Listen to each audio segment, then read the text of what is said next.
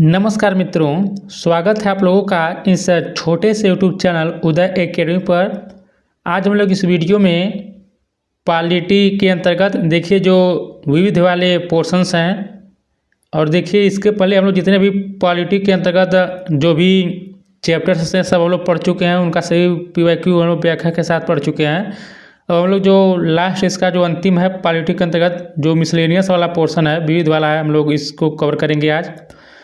और देखिए मैं आप लोगों को बता देता हूँ, हम लोग हिस्ट्री जो है पूरा कंप्लीट कर चुके हैं। उसके बाद हम लोग पॉलिटी देखिए आज पूरा कंप्लीट कर लेंगे। अब नेक्स्ट जो आएगा हम लोग ज्योग्राफी को पढ़ेंगे। तो आज हम लोग जो पॉलिटी है उसमें से देखिए मिसलेनियस वाला पार्ट वही बाकी रह गया है। इसमें टोटल 55 क्वेश्चंस है। तो चलिए मैं यहाँ पर इसको कवर करता हूँ और हम लोग व्याख्या के साथ इसको पढ़ते हैं। देखिए पहला क्वेश्चन यानी कि 190 नंबर क्वेश्चन दिया कि और ट्रस्ट विद डेस्टिनी, क्या लिखा है कि नियति से मिलन एक बहुचर्चित भाषण है। यह भाषण निम्नलिखित में से किन व्यक्तियों द्वारा दिया गया था? नियति से मिलन BR अम्बेडकर की, जवाहरलाल नेहरू की, MK गांधी की, सरदार पटेल। देखिए जो भाषण दिया गया था जवाहरलाल नेहरू के द्वारा दिया गया था। यह देख सकते हैं NVS GSA में पूछा गया ये क्वेश्चन है। तो जितने भी हम लोग क्वेश्चन पढ़ेंगे सब KVS NVS में ही पूछा गया क्वेश्चन है। आप लोग इसको ध्यान से पढ़िएगा। तो देखिए ट्रस्ट विद डेस्टिनी, नियति से मिलन भाषण जवाहरलाल नेहरू द्वारा दिया गया था। यह भाषण भारत की स्वतंत्रता की पूर्व संध्या पर 14 अगस्त 1947 को आधी रात को संविधान सभा में दिया गया था। अगला क्वेश्चन है कि वर्ष 1964 में पंडित जवाहरलाल नेहरू के निधन के पश्चात निम्नलिखित में से किसने भारत के कार्यवाहक प्रधानमंत्री पद का कार्यभार ग्रहण किया?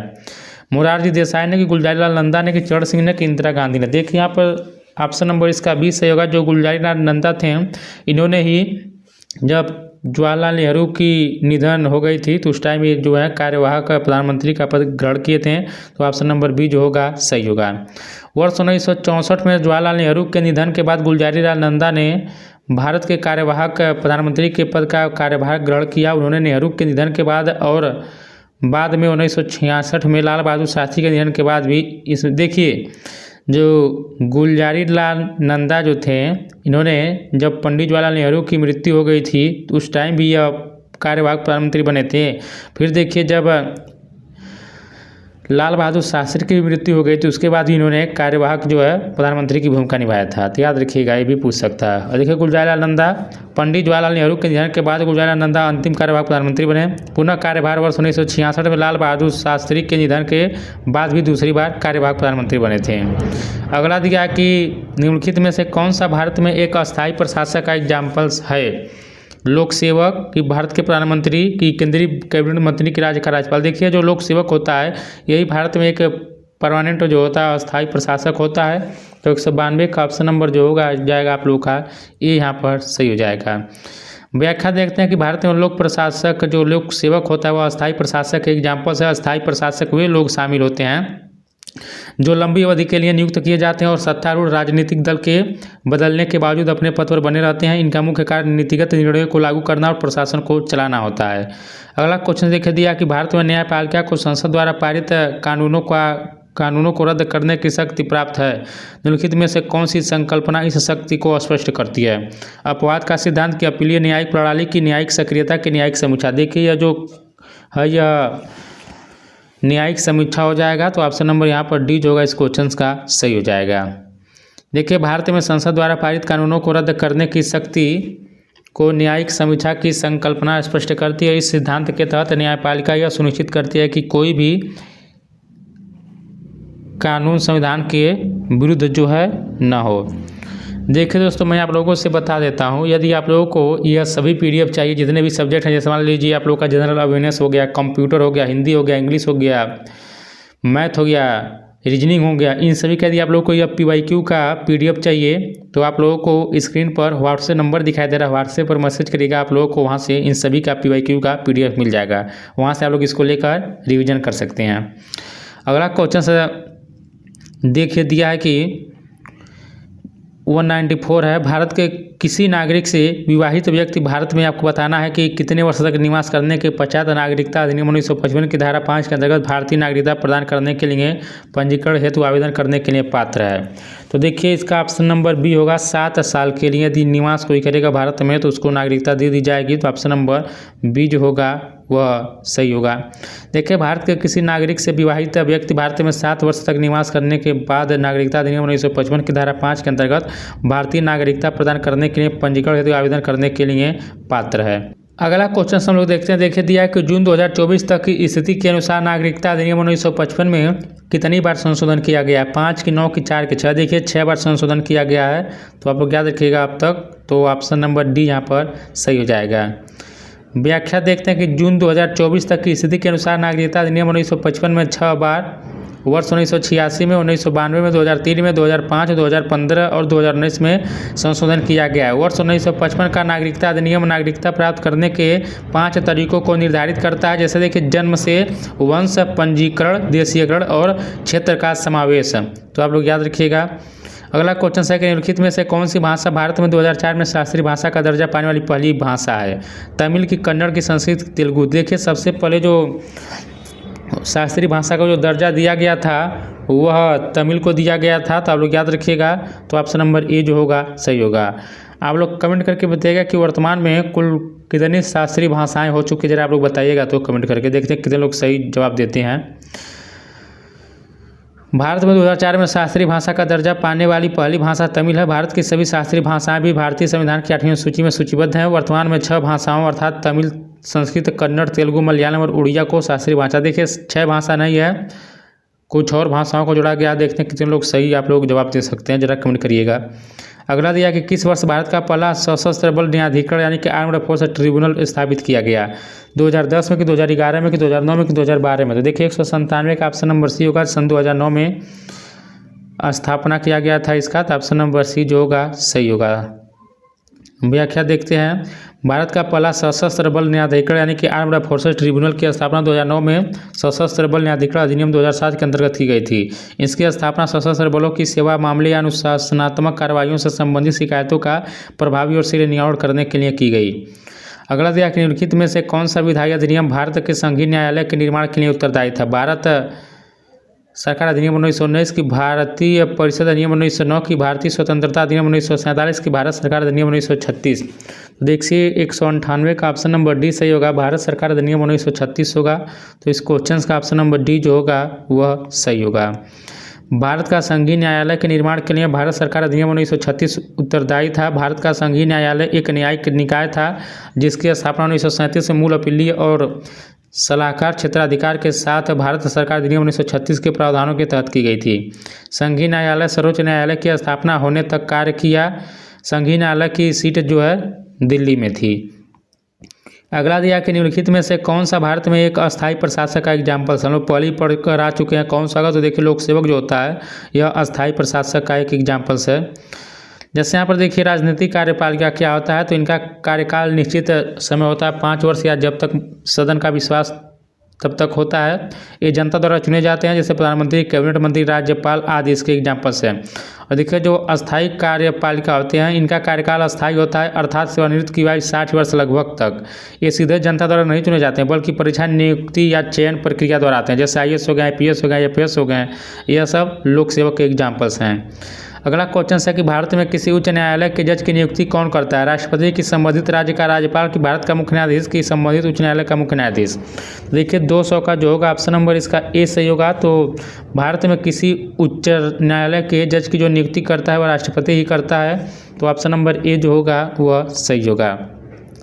याद रखिएगा कि भारतीय संविधान के आर्टिकल 24217 यानी 217 कहता है कि उच्च न्यायालय के न्यायाधीश की नियुक्ति राष्ट्रपति द्वारा भारत के मुख्य न्यायाधीश तथा राज्य के राज्यपाल के परामर्श से की जाएगी।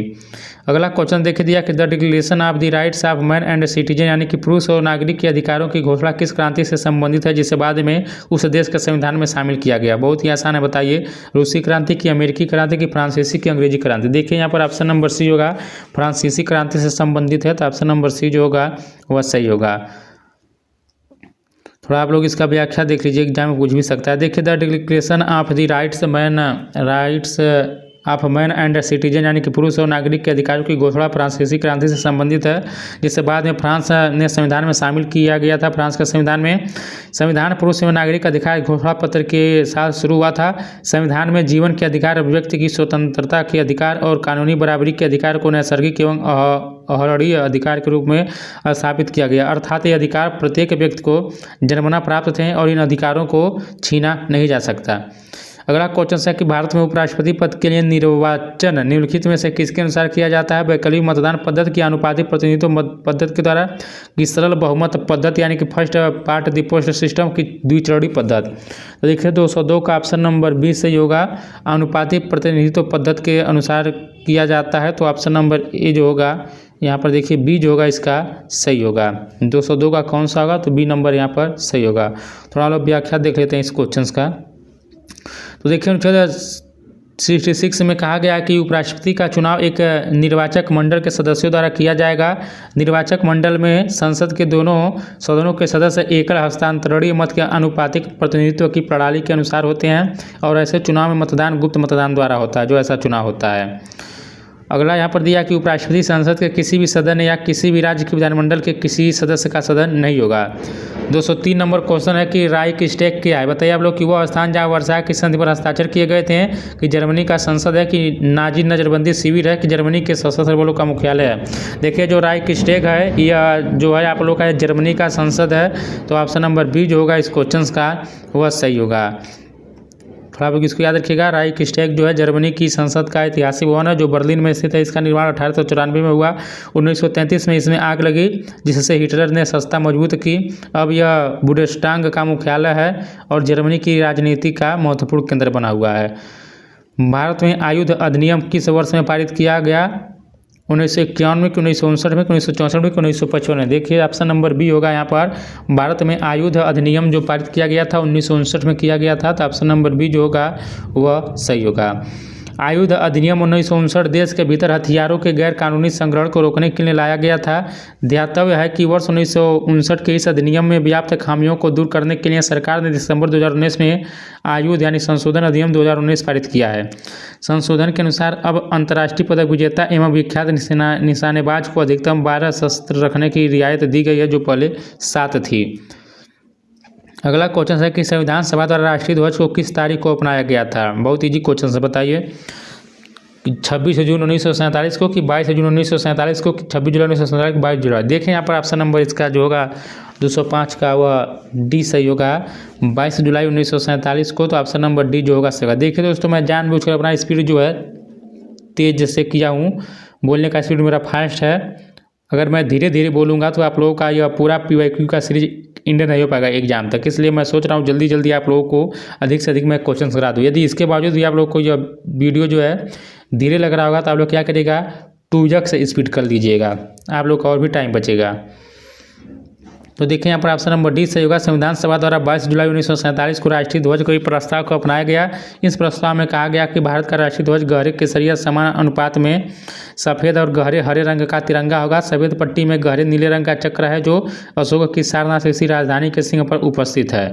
भारतीय राष्ट्रीय तिरंगे का डिजाइन पिंगली वैज्ञानिक क्या थे, भी आप लोग याद रखिएगा। देखिए दोस्तों आप लोगों ने ध्यान दिया होगा, मैं आप लोगों से कभी नहीं कहता हूं कि हमारे वीडियो को लाइक करिए, शेयर कीजिए, चैनल से जुड़ जाइए। लेकिन यदि आप लोगों को यह कंटेंट अच्छा लगा तो प्लीज़ वीडियो को लाइक करिएगा, क्योंकि बहुत ही मेहनत लगता है वीडियो बनाने में। तो आप लोग जरूर, और देखिए अधिक से अधिक आप लोग लाइक करिए और ज़रा कमेंट भी करिए। लाइक कमेंट करते हैं तो थोड़ा मुझे और मोटिवेशन मिलता है वीडियो बनाने के लिए, तो जरूर लाइक और कमेंट करिएगा। अगला क्वेश्चन है कि निम्नलिखित में से कौन सा कथन सही है? पहला दिया कि भारत सरकार अधिनियम 1935 भारत के संविधान का सबसे बड़ा स्रोत है। दूसरा है कि भारतीय संविधान में न्यायिक समीक्षा की अवधारणा कनाडा के संविधान से ली गई है। तो देखिए 206 का जो होगा यहाँ पर ऑप्शन नंबर डी यहाँ पर से होगा, केवल पहला जो है सही है, बाकी दूसरा का देखिए गलत है। यह अमेरिका से ली गई है न्यायिक समीक्षा की अवधारणा, कनाडा से नहीं ली गई है। तो केवल पहले का सही है। व्याख्या देख लेते हैं।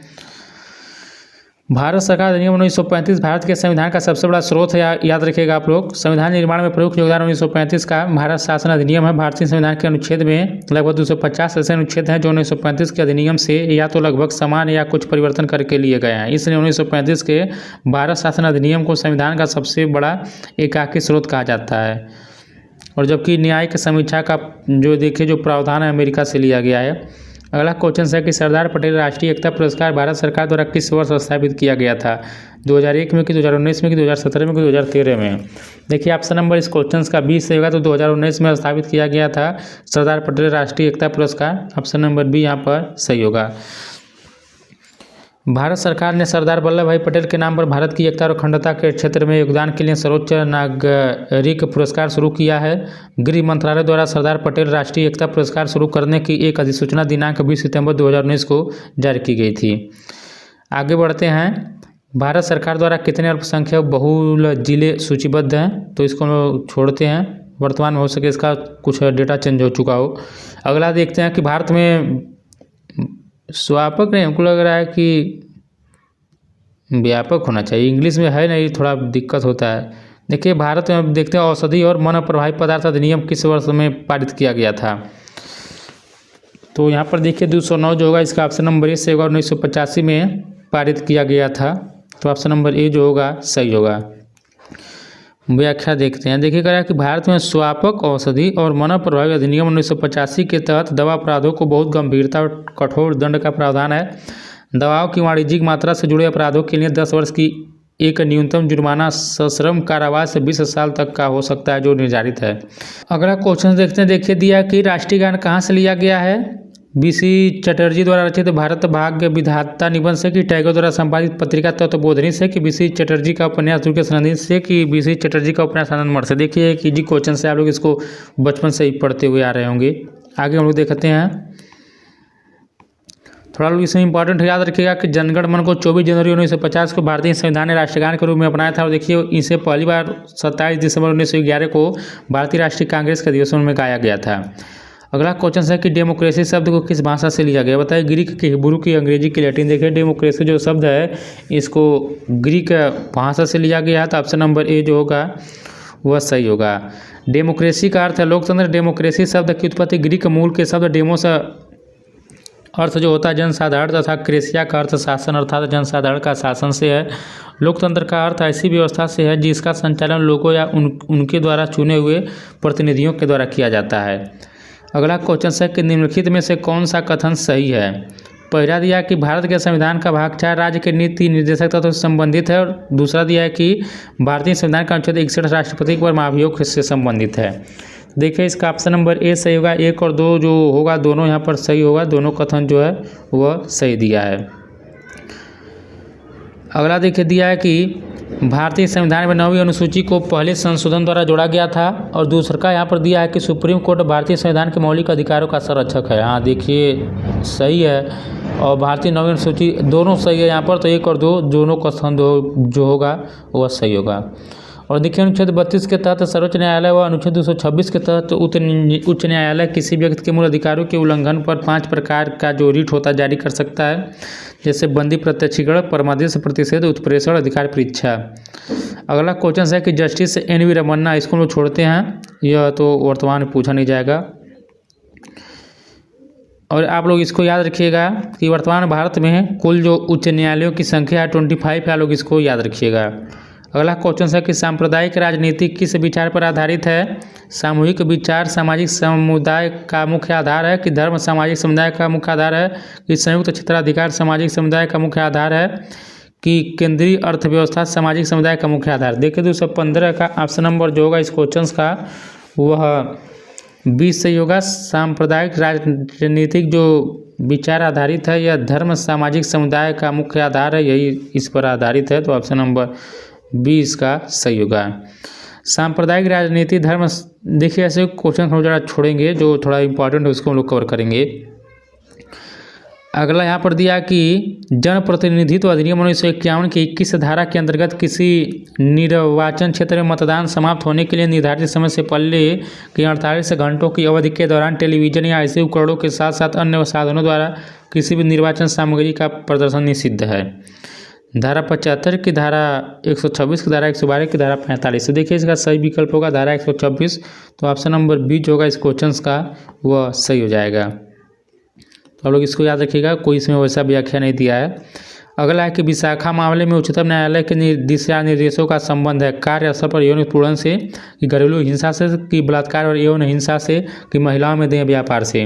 तो इसका ऑप्शन नंबर ए सही होगा। विशाखा मामले में उच्चतम न्यायालय के जो दिशा निर्देशों का जो संबंध है कार्यस्थल पर यौन उत्पीड़न से है, तो ऑप्शन नंबर ए जो होगा इस क्वेश्चन का सही होगा। तो आगे बढ़ते हैं हम लोग। भारतीय राष्ट्रीय ध्वज में बने चक्र में कितनी डंडियाँ होती हैं? सब जानते हैं कि 24 होती हैं, तो ऑप्शन नंबर सी इस क्वेश्चन का सही हो जाएगा। आगे बढ़ते हैं और देखिए याद रखिएगा कि वर्तमान जो राष्ट्रीय ध्वज को संविधान सभा द्वारा 22 जुलाई 1947 को अपनाया गया था। अगला दिया कि भारतीय दंड संहिता की धारा 498 लोकप्रिय धारा है, यह किससे संबंधित है? बताइए। महिलाओं के संपत्ति अधिकार से, कि महिलाओं के लिए आरक्षण से, कि दहेज के लिए उत्पीड़न से, कि अपहरण और बलात्कार से। तो देखिए 219 का जो सही विकल्प होगा ऑप्शन नंबर सी होगा, दहेज के लिए उत्पीड़न से यह संबंधित है, IPC की धारा 498A। आगे देखते हैं।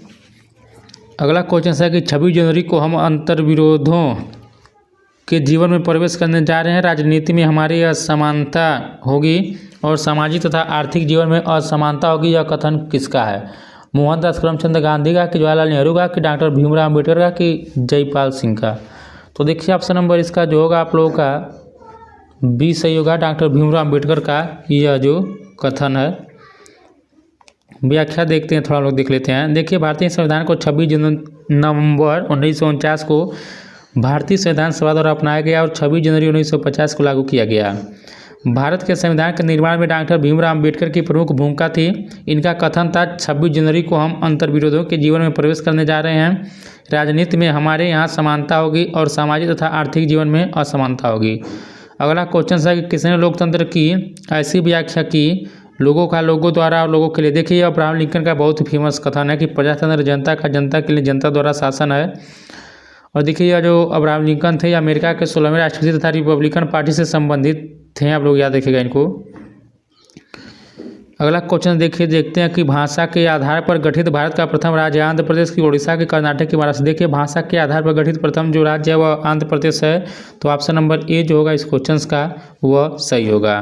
व्याख्या देखते हैं हम लोग इस क्वेश्चन का। देखिए आंध्र प्रदेश राज्य का गठन 1 अक्टूबर 1953 ईस्वी को किया गया। यह भाषा के आधार पर गठित होने वाला पहला राज्य था। राज्य पुनर्गठन आयोग 1953 ईस्वी की अनुशंसा पर वर्ष 1956 में 14 राज्य और 6 केंद्र शासित प्रदेशों का गठन किया गया। अगला क्वेश्चन दिया है कि निम्नलिखित में से किसमें एक लेफ्टिनेंट गवर्नर नहीं है? बताइए आप लोग। अंडमान और निकोबार द्वीप समूह में, कि सिक्किम में, कि दिल्ली में, कि पांडिचेरी में। देखिए यहाँ पर ऑप्शन नंबर बी होगा, सिक्किम में नहीं होगा, क्योंकि सिक्किम जो है एक राज्य है, बाकी जो दिया है सब यूटीज हैं। तो ऑप्शन नंबर यहाँ पर बी जो होगा सही होगा। जितने भी यूटीज होते हैं वहाँ पर देखिए लेफ्टिनेंट गवर्नर होते हैं, उपराज्यपाल होते हैं। जैसे यहाँ पर देख लेते हैं हम लोग कुछ यहाँ पर जो दिया है, जैसे कि अंडमान और निकोबार द्वीप समूह में उपराज्यपाल, दिल्ली में उपराज्यपाल, पुडुचेरी में उपराज्यपाल, लक्षद्वीप में प्रशासक, चंडीगढ़ में प्रशासक, दमन और दीव में प्रशासक, दादरा और नगर हवेली में प्रशासक होते हैं। आगे बढ़ते हैं कि केंद्र शासित प्रदेशों का प्रतिनिधित्व हो सकता है भारत की संसद की राज्यसभा में, कि भारत की संसद की लोकसभा में, कि भारत की संसद के दोनों सदनों में, कि भारत की संसद के किसी भी सदन में नहीं। तो 224 का ऑप्शन नंबर सी जो होगा सही होगा। केंद्र शासित प्रदेशों का जो प्रतिनिधित्व हो सकता है भारत की संसद के दोनों सदनों में, तो ऑप्शन नंबर सी जो होगा वह सही होगा। व्याख्या हम लोग देखते हैं इस क्वेश्चन का। देखिए भारत की संसद का निर्माण राष्ट्रपति, लोकसभा तथा राज्यसभा से मिलकर होता है। राज्यसभा की अधिकतम सदस्य संख्या 250 हो सकती है। वर्तमान समय में सदस्यों की संख्या 245 है, जिसमें 233 सदस्य राज्य और केंद्र शासित प्रदेशों से तथा 12 सदस्य मनोनीत होते हैं। लोकसभा के में सदस्यों की अधिकतम संख्या 552 हो सकती है, लेकिन वर्तमान में 545 सदस्य हैं। इसमें 530 राज्यों से, 13 केंद्र शासित प्रदेशों से तथा 2 मनोनीत होते हैं। अगला दिया है कि भारत में नागरिकता अधिनियम किस वर्ष हम लोग पढ़कर आ रहे हैं? बताइए 1955 होगा। तो ऑप्शन नंबर यहाँ पर क्या होगा? बी जो होगा इस क्वेश्चन का सही हो जाएगा। और देखिए संविधान का अनुच्छेद 11 संसद को नागरिकता के संबंध में कानून बनाने की शक्ति प्रदान करता है। आप लोग इसको भी याद रखिएगा। अगला क्वेश्चन है कि भारतीय सेना का सर्वप्रथम चीफ ऑफ आर्मी कौन था? बताइए आप लोग, भारतीय सेना का सर्वप्रथम चीफ ऑफ आर्मी कौन था? जनरल KM करियप्पा, कि वाइस एडमिरल RD कटारी, कि जनरल महाराजा राजेंद्र सिंह जी, की उपरोक्त में से कोई भी नहीं। तो देखिए यहाँ पर इस क्वेश्चन का ऑप्शन नंबर सी होगा, जनरल महाराजा राजेंद्र सिंह जी थे। देख रहे बहुत लोगों ने KM करियप्पा को लगाया होगा, लेकिन गलत है। तो ऑप्शन नंबर इस क्वेश्चन का सी जो होगा वह सही होगा। व्याख्या देखते हैं कि भारतीय संविधान के अनुच्छेद 53(2) के तहत राष्ट्रपति भारतीय सेना का सर्वोच्च कमांडर होता है। रक्षा संबंधी सभी कार्य केंद्रीय मंत्रिमंडल द्वारा किया जाता है। भारतीय सशस्त्र सेनाओं के प्रशासन का कार्य रक्षा मंत्री करता है। भारतीय सेना के 3 अंग है, वायुसेना, थल सेना, नौसेना। और देखिए प्रथम जो भारतीय सेना के प्रथम चीफ ऑफ आर्मी महाराजा श्री राजेंद्र सिंह जी जडेजा थे, जबकि KM Cariappa commander in chief थे। आप लोग याद रखिएगा, जिनका कार्यकाल राजेंद्र सिंह जडेजा से पहले था। भारतीय सेना का प्रथम कमांडर इन चीफ राब मैकग्रिगोट मैकडोनाल्ड लॉकहार्ट थे। आप लोग इसको भी थोड़ा ध्यान देते चलिएगा। कह रहा है कि नोट करके दिया है कि चीफ ऑफ आर्मी स्टाफ के पद की स्थापना 1955 में हुई और इससे पूर्व इस पद का नाम कमांडर इन चीफ आर्मी हुआ करता था। अगला क्वेश्चन है कि भारतीय राष्ट्रीय ध्वज में कितने चक्र हैं, तो हम लोग पढ़कर आए हैं कि 24 तीलियां हैं। अगला है कि भारत का राष्ट्रीय वृक्ष क्या है, बताइए। नारियल की, चंदन की, वट की, नीम। तो राष्ट्रीय वृक्ष क्या है, वट जो है राष्ट्रीय वृक्ष है। तो 228 का ऑप्शन नंबर सी जो होगा वह सही होगा। अगला हम लोग क्वेश्चन देखते हैं, भारतीय विदेश नीति के रचयिता या जनक थे। महात्मा गांधी की, KM मुंशी की, भीमराव अम्बेडकर की, पंडित जवाहरलाल नेहरू। तो देखिए 29 का ऑप्शन नंबर जो होगा डी सही होगा। भारतीय विदेश नीति के रचयिता या जनक जो थे वो पंडित जवाहरलाल नेहरू थे। तो ऑप्शन नंबर डी जो होगा वह सही होगा। किसी देश की विदेश नीति दूसरे देशों के साथ आर्थिक, राजनीतिक, सामाजिक तथा सैनिक विषयों का पालन की जाने वाली नीतियों का एक समुच्चय है। भारत की विदेश नीति के जनक या रचनाकार जवाहरलाल नेहरू थे। अगला क्वेश्चन है कि मानहानि कानून पर अपनी राय व्यक्त करते हुए सुप्रीम कोर्ट ने कहा है कि राजनेताओं को अपने भाषण और अभिव्यक्ति के प्रति सावधान रहना चाहिए। अगला यहाँ पर दिया कि भाषण और अभिव्यक्ति की स्वतंत्रता पूर्ण अधिकार नहीं है। सी दिया कि प्रतिष्ठा का अधिकार अभिव्यक्ति की स्वतंत्रता के अधिकार का हनन है। और डी दिया कि व्यक्ति की स्वतंत्रता की कोई संवैधानिक वैधता नहीं है। तो 230 का देखिए ऑप्शन नंबर जो होगा वह सी होगा कि प्रतिष्ठा का अधिकार अभिव्यक्ति की स्वतंत्रता के अधिकार का हनन करता है।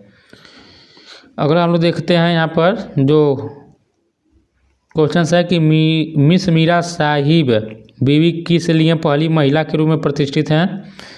उच्च न्यायालय की न्यायाधीश की, राज्य की राज्यपाल की, सर्वोच्च न्यायालय की न्यायाधीश की, बांग्लादेश के प्रधानमंत्री। देखिए 231 का ऑप्शन नंबर जो होगा वह सी, यहाँ पर 31 है तो इसका ऑप्शन नंबर सी सही होगा, सर्वोच्च न्यायालय की न्यायाधीश। तो ऑप्शन नंबर सी जो होगा सही होगा। मिस मीरा साहिब फातिमा बीवी वर्ष 1989 में सर्वोच्च न्यायालय की न्यायाधीश रहने वाली प्रथम महिला हैं। अगला है कि भारत का प्रथम मुख्य न्यायाधीश कौन थे। BK मुखर्जी की, BP सिन्हा की, हरिलाल जे कानिया की, PB गजेंद्र गढ़कर। प्रथम देखिए प्रथम जो थे वो हीरालाल जे कानिया थे। तो ऑप्शन नंबर सी जो होगा इस क्वेश्चन का वह सही होगा। और देखिए इनका जो कार्यकाल था 26 जनवरी 1950 से 6 नवंबर 1951 तक था। अगला क्वेश्चन है कि बताइए इनमें से कौन सा जो है एक भाषा है जो सिक्किम राज्य की है। मिजो की, संस्कृत की, नेपाली की, हिंदी। देखिए सिक्किम की जो ऑफिशियल जो लैंग्वेज है वह नेपाली है। तो याद रखिएगा ऑप्शन नंबर इस क्वेश्चन का सी जो होगा वह सही होगा। आइए हम लोग व्याख्या देखते हैं। देखिए सिक्किम वर्ष 1975 में भारतीय संघ का अभिन्न अंग बना। यह एक छोटा पर्वतीय प्रदेश है जिसके उत्तर में तिब्बत का पठार, पूर्व में तिब्बत की चुंबी घाटी एवं भूटान, पश्चिम में नेपाल तथा दक्षिण में पश्चिम बंगाल अवस्थित है। इस प्रदेश की आधिकारिक भाषा अंग्रेजी, लेप्चा, भूटिया, नेपाली तथा लिम्बू आदि है। अगला क्वेश्चन है कि भारतीय राष्ट्रीय कांग्रेस का प्रथम अधिवेशन कब हुआ था। हम लोग पढ़ चुके हैं, कब हुआ था बताइए आप लोग। तो 1885 में हुआ था। थोड़ा व्याख्या देख लेते हैं कि भारतीय राष्ट्रीय कांग्रेस की स्थापना दिसंबर 1885 में बॉम्बे में की गई थी। भारतीय राष्ट्रीय कांग्रेस का गठन राष्ट्र निर्माण की प्रक्रिया को बढ़ावा देने की दिशा में एक प्रयास था। इसका प्रथम अधिवेशन 1885 में बॉम्बे में आयोजित किया गया जिसके अध्यक्ष WC बनर्जी थे। वर्ष 1946 में इसका अंतिम अधिवेशन मेरठ में हुआ जिसके अध्यक्ष JB कृपलानी थे। अगला क्वेश्चन यहाँ पर दिया कि कौन सा कथन सत्य है। पहला दिया कि संसद के पास की नागरिकता के अधिकार को विनियमित करने की शक्ति है संसद के पास। दूसरा दिया कि भारतीय संविधान के भाग 3 में मौलिक अधिकारों का उल्लेख है। बताइए कौन सा कथन यहाँ पर सही दिया है। तो देखिए यहाँ पर दोनों कथन सही दिया है। भारतीय संविधान के भाग 2 में अनुच्छेद 5 से 11 तक में नागरिकता का वर्णन है। और देखिए भारत में ब्रिटेन के समान एकल नागरिकता का प्रावधान किया गया। अनुच्छेद 11 के अंतर्गत संसद को नागरिकता के संबंध में विधि बनाने की शक्ति प्राप्त है। जिसके तहत संसद द्वारा भारतीय नागरिकता अधिनियम पारित किया गया। इस प्रकार कथन एक सत्य है। अगला देखिए दिया कि भारतीय संविधान के भाग 3 में अनुच्छेद 12 से 35 तक में मूल अधिकारों का वर्णन है। भारतीय मूल अधिकार अमेरिकी संविधान के बिल ऑफ राइट्स से प्रेरित है। भारत के मूल संविधान में कुल 7 मौलिक अधिकार थे, लेकिन 44वें संविधान संशोधन अधिनियम 1978 द्वारा संपत्ति के मूल अधिकार को समाप्त कर दिया गया। वर्तमान में भारतीय नागरिकों को कुल 6 मौलिक अधिकार प्राप्त है। आप लोग इसको भी याद रखिएगा। अगला क्वेश्चन है कि 1850 में भारतीय राष्ट्रीय कांग्रेस का प्रथम अधिवेशन कहाँ हुआ था? हम लोग पढ़ कर आए, कहाँ पर हुआ था? बॉम्बे, अब मुंबई में। देखिए कुल 72 प्रतिनिधियों ने भाग लिया था। आप लोग इसको भी याद रखिएगा। और जरा आप लोग पूरा इसका व्याख्या देख लीजिए। इसका जो प्रथम अधिवेशन 28 दिसंबर 1885 को व्योमेश चंद्र बनर्जी की अध्यक्षता में बम्बई के गोकुलदास तेजपाल संस्कृत कॉलेज में हुआ। प्रारंभ में इसका नाम भारतीय राष्ट्रीय संघ था, परंतु दादा भाई नौरोजी के सुझाव पर इसका नाम बदलकर भारतीय राष्ट्रीय कांग्रेस कर दिया गया। और देखिए इस अधिवेशन में कुल 72 प्रतिनिधि शामिल हुए थे। अगला क्वेश्चन है कि निम्नलिखित में से कौन सा कथन सही है, बताइए। पहला यहाँ पर दिया कि राजतंत्र में राजा के निर्णय पर प्रजा प्रश्न नहीं कर सकती है, और सही पूछा आप लोगों से। दूसरा है कि राजतंत्र में राजा के निर्णय पर प्रजा प्रश्न कर सकती है। अगला है कि लोकतंत्र में राजा के पास शासन करने के लिए पूर्ण शक्ति होती है। लोकतंत्र में प्रतिनिधियों के चुनाव की प्रक्रिया में प्रजा भाग नहीं लेती है। यहाँ पर पूछा है कि कौन सा कथन सही है, तो ऑप्शन नंबर ए यहाँ पर सही है कि राजतंत्र में राजा के निर्णय पर प्रजा प्रश्न नहीं कर सकती है। तो ऑप्शन नंबर ए यहाँ पर सही हो जाएगा। अगला दिया कि दिल्ली और कन्याकुमारी के बीच नई रेलगाड़ी आरंभ करने के लिए किसके पास यह अधिकार होता है? स्थानीय सरकार की, राज्य सरकार की, केंद्रीय सरकार की, गैर सरकारी संगठन। तो देखिए इसका ऑप्शन नंबर जो होगा वह सी सही होगा। तो केंद्र सरकार के पास इसका अधिकार होता है। व्याख्या देखते हैं थोड़ा हम लोग। भारतीय संविधान की 7वीं सूची में 3 सूचियों हैं, मतलब 3 सूचियाँ हैं, संघ सूची, राज्य सूची और समवर्ती सूची। संघ सूची पर कानून बनाने का अधिकार केंद्र सरकार के पास है। रेल संघ सूची का विषय है, अतः दिल्ली और कन्याकुमारी के बीच नई रेलगाड़ी आरंभ करने के लिए अधिकार केंद्र सरकार के पास है। अगला क्वेश्चन है कि पश्चिम बंगाल की राज्य विधानसभा ने एक प्रस्ताव पारित कर पश्चिम बंगाल का नाम बदलकर क्या रखा है? बंगाल की बांग्ला की बंगदेश की पश्चिम बंग। तो देखिए ऑप्शन नंबर यहाँ पर बी होगा, बंगला रखा है। अगला क्वेश्चन है कि भारत के 40वें मुख्य न्यायाधीश कौन हैं? तो हम लोग इसको छोड़ते हैं, यह उस टाइम का क्वेश्चन है। अगला है कि भारत का राष्ट्रीय प्रतीक कौन सा है? तो भारत का जो राष्ट्रीय प्रतीक क्या है बताइए आप लोग इनमें से। कमल का फूल है कि गाय की सींग की? तो देखिए भारत का जो राष्ट्रीय आप लोगों का प्रतीक होगा वह लायन कैपिटल। तो ऑप्शन नंबर यहाँ पर जो होगा वह 20 का सही होगा। सिंह यानी सिंह शीर्ष है। देखिए भारत का राष्ट्रीय प्रतीक सिंह शीर्ष है। यह अशोक के सारनाथ स्थित सिंह स्तंभ की एक अनुकृति है। इसमें 4 शेर हैं जो एक दूसरे की ओर पीठ किए हुए हैं। इसे 26 जनवरी 1950 को भारत सरकार द्वारा अपनाया गया। अगला क्वेश्चन है कि दिल्ली को किस रूप में पुनः परिभाषित किया गया? राष्ट्रीय केंद्रीय क्षेत्र की, राष्ट्रीय राजधानी क्षेत्र की, प्राकृतिक राजधानी क्षेत्र की, तटस्थ केंद्रीय क्षेत्र। तो ऑप्शन नंबर देखिए इसका जो होगा वह 20 सही होगा। राष्ट्रीय राजधानी क्षेत्र के रूप में दिल्ली को परिभाषित किया गया। जरा इंपॉर्टेंट क्वेश्चन देखिए आप लोग। नई दिल्ली भारत की राजधानी। वर्ष 1956 में दिल्ली को केंद्र शासित प्रदेश घोषित किया गया तथा वर्ष 1991 में इसे पुनः परिभाषित करते हुए 69वें संविधान संशोधन द्वारा राष्ट्रीय राजधानी क्षेत्र का दर्जा दिया गया। अगला है कि भारत के परिप्रेक्ष्य में निम्नलिखित में से कौन सा कथन सही है? पहला दिया कि राज्यों की विधानसभाएं भारत की संसद की राज्यसभा के सदस्य का चुनाव करती हैं। देखिए यही यहाँ पर जो कथन दिया यही सही दिया है, बाकी इतना भी होगा वो सभी गलत ही होगा जब पहला ही सही मिल गया तो। पहला ही सही है। अगला क्वेश्चन है कि निम्नलिखित में से कौन सा कथन सही है? पहला कथन दिया है कि भारतीय संघ की कार्यकारी शक्ति राज्यसभा के सभापति के पास। देखिए ये भी गलत दिया है। भारतीय संघ की कार्यकारी शक्ति, हाँ देखिए दूसरा का सही दिया कि राष्ट्रपति के पास होती है। तो इस क्वेश्चन का ऑप्शन नंबर जो होगा वह बी यहाँ पर सही होगा। आप लोग याद रखिएगा कि भारत के संविधान के अनुच्छेद 53(1) के अनुसार भारत में संघीय कार्यपालिका का प्रधान राष्ट्रपति है तथा उसमें संघ की सभी कार्यकारी शक्तियाँ निहित हैं। इसका प्रयोग वह संविधान के अनुसार स्वयं या अपने अधीनस्थ पदाधिकारियों के माध्यम से करता है। अगला क्वेश्चन है कि राज्य सरकार द्वारा नीति निर्देशक सिद्धांत के प्रवर्तन की स्थिति में भारत के नागरिक इसके विरुद्ध कहाँ अपील कर सकते हैं? उच्च न्यायालय की, सर्वोच्च न्यायालय की, जिला न्यायालय के उपयुक्त में से कोई नहीं। ऑप्शन नंबर यहाँ पर देखिए इसका डी सही होगा, कहीं भी नहीं कर सकते हैं अपील। तो जरा हम लोग व्याख्या देख लेते हैं। राज्य सरकार द्वारा नीति निर्देशक सिद्धांत के परिवर्तन की स्थिति में भारत के नागरिकों द्वारा इसके विरुद्ध किसी भी न्यायालय में अपील नहीं की जा सकती है, क्योंकि भारतीय संविधान के अनुच्छेद 37 में इस बात का स्पष्ट उल्लेख है कि नीति के निर्देशक तत्वों को न्यायालय द्वारा परिवर्तित नहीं कराया जा सकता है। राज्य के नीति निर्देशक सिद्धांत का वर्णन संविधान के भाग 4 में अनुच्छेद 36 से 51 तक किया गया है। इसकी प्रेरणा आयरलैंड के संविधान से ली गई है। तो देखिए दोस्तों, आज हम लोग हिस्ट्री को भी पूरा कर चुके हैं और पॉलिटी हम लोग पूरा जो है इंड कर चुके हैं। लगभग हम लोग देखिए 500 क्वेश्चंस पूरा अब तक पढ़ चुके हैं जनरल अवेयरनेस के अंतर्गत। तो जो लोग ये चैनल पर पहली बार आए थे, मैं उनसे यही कहूँगा कि जाइएगा आप लोग चैनल के प्लेलिस्ट में, जनरल अवेयरनेस के अलावा कंप्यूटर का भी PYQ, मैथ का भी और हिंदी का भी आप लोगों को सभी PYQ मिल जाएगा। जाकर सब आप लोग देख लीजिएगा, प्लेलिस्ट में मिल जाएगा।